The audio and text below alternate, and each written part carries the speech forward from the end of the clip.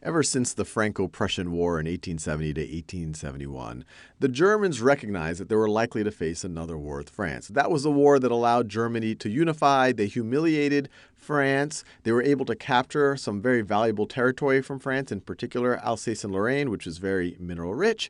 And so the Germans were plotting to, well, what are we going to do if we get into another war with them? At the same time, once France and Russia had this alliance, Germany fully recognized that if there is a war with France, it's likely to not be just with France. It's likely to be a two-front war. On the Western Front, it'll be a war. They'll be in conflict with France, and on the Eastern Front, they'll be in conflict with Russia. And so to deal with this eventuality, this is all the scheming that Germany did in the decades going up to World War I. They came up with the Schlieffen Plan, and I'm sure I'm mispronouncing it. Schlieffen Plan, named for Alfred von Schlieffen. He was chief of the German Empire's General Staff from 1891 to 1905. And it was based on how do you deal with a two-front war. And the general ideas here were that Russia had a large and almost inexhaustible army, but because it was so large, it would take a long time for it to mobilize. And the Germans are actually able to approximate it correctly, because this is how long it did take the Russians to mobilize at the beginning of World War I. They estimated that it would take them about 6 weeks. So the Schlieffen Plan called for enough German troops on the Eastern Front initially in order to keep the Russians at bay. But then the main fighting force of the Germans, while the Russians are mobilizing, is to go after France and try to essentially knock France out of commission so that they're not facing a two-front war anymore, and then have those troops go back to fight against the Russians. And the way that they wanted to do it is by rolling through Belgium in kind of a wheel-like pattern like this. And the reason why they wanted to do this wheel-like pattern is that they correctly predicted that the French were very eager to get this territory right over here. And the French actually had a plan, they call it Plan 17, for going after Alsace and Lorraine. It was an offensive plan. And the view is if the French army is going in that direction, if the German army rolls through Belgium and is able to get them from the rear, they could put the French army out of commission. So in early August 1914, the Germans, once they declared war on France and on Russia, the Germans tried to put the Schlieffen Plan into action, and they frankly almost succeeded. So through August and early September, the Germans were able to essentially roll through Belgium. And keep the combined, mainly French forces, but there was also some assistance from British, to keep them on their heels. And this happened all the way until early September, when they get near the Marne, or a little bit past the Marne River in France.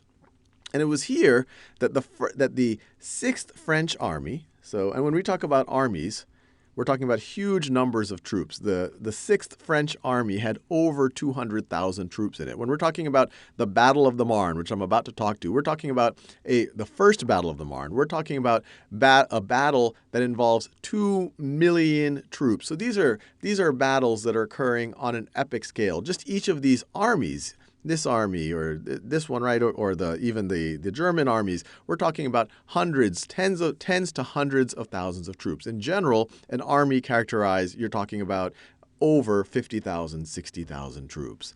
So what happens as you go to early September, especially September 5th, 1914, the 6th French Army recognizes a mistake that the 1st German Army made. By trying to roll around like this, they exposed their right flank.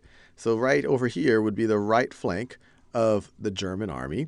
And just as most mammals, our flanks are kind of our weak spot, that area between your ribs and your hips, the same thing is true for armies. The front of the army tends to be where you have the strongest forces, and then you have your supply routes going back. So if you can outflank an army, and that's why a lot of military strategy is designed around, you can hit an army in its weaker points.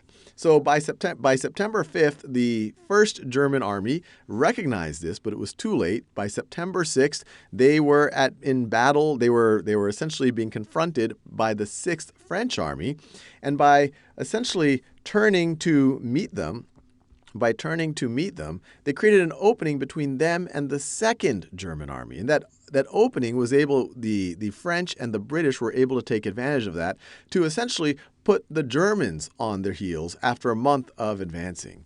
And so right over here you have the various French armies, and they were assisted by the British Expeditionary Force.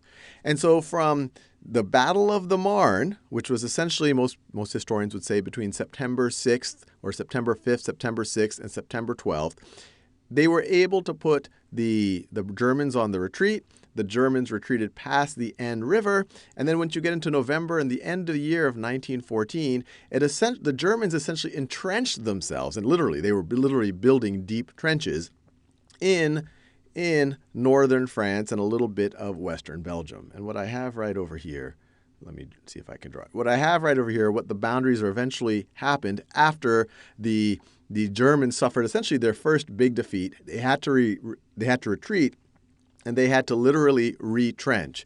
And this is what the borders would then be like. And these were literally trenches getting dug here. And these borders, this first stage of the wars was hugely dynamic. You had armies moving fairly rapidly over a period of weeks and months.